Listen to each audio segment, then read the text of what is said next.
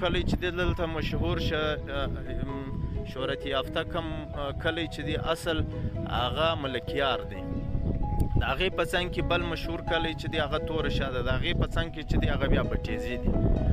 دا درې سره کلي چې دي دا ډېر شهرت یافته کلي دي. خاص کار د دبشین په تلي کې چې دي دا درې سره شهرت یافته کلي دي. هغې وجه دا ده چې د دې شهرت دا دی چې د بټیزي کلی چې دی دا خو هر چاته معلوم دی چې بټې څوک و او د ایوب خان کومه کورنۍ چې د هغه د بټې نیکه کورنۍ ده هغه نن په مانسیره ایبټ آباد کې ولیدي او هغه په پوج کې ولیدونه مخته سو. د هغې لپاره خو بیا ځان ته یو تاریخ کتل پکار دی چونکې ملکیار چې مشهوره دی هغه په وجه د دې چې د 1200 سے بیا تر 1400 سنې پورې دا په بری صغیر کې چې وجود درلودی په هغه ټیم کې دا بری صغیر بلل کېدی. په هغه ټیم کې د دبشین پر دې سیمه باندې د ګورنري کړې ده. په هغه ټیم کې د اپشین نه و پشنګ یې نه و دغسې یو ځای و پشنګ یې نه و. اصل کې بازار چې و په هغه ټیم کې هغه منځکی بازار و چې کلی منځکی ورته وایي. دا په تاریخ کې هغه ټیم کې بازار دا و. توره شاه چې بیا مشهوره ده هغه په دې وجه باندې مشهوره ده چې زموږ موجوده دبشین چې کوم سرداران وتلي دي او د سکان خان په نوم باندې او د صدیق محمد صدیق خان په نوم باندې یا د محمد صدیق په نوم باندې هغه د توري شاه څخه وتلي. د توري شاه اصل د دې ځای جایګیر چې دی هغه توره شاه ده. د دې د تور ترینکي لاندې بیا دی د نور اولاده دي یعنی نور چې دی دا د دې د نیکه نوم دی. د دې نیکه چې هغه نور هغه په توره شاه کې اصل کې دا توره شاه چې ده دا تور ورسه دی. توره شاه نه ده تور ورسه. دا غرو ته داسې ډېر نږدې مځکه ده بس دا علاقه دغه لاندې چې ده دا بیخ چې دی دا لمون چې دی هغه داسې توره معلومیږي. په تاریخ کې دا چې دی دا تور ورسه دی توره شاه نه ده.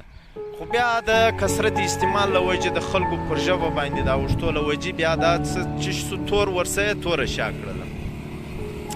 نو دا درې کلي چې دی دا د پښین په تلي کې ډېر مشهور شهرت یافته کلي دي. یو بټیزی یو توره شاه یو ملکیار.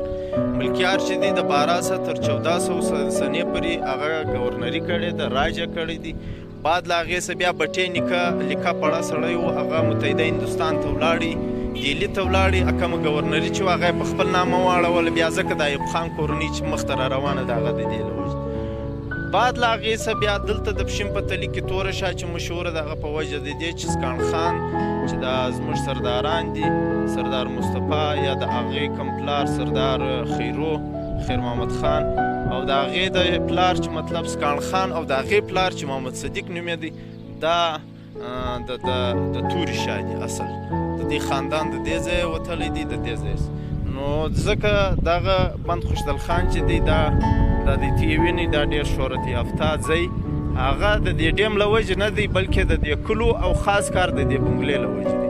هغه بنګله چې ده د عدستی ته مخامخ در ښکاره کوم چې انګریزان په دې ځای کې اوسېدل او انګریزان په دا ځای کې وو.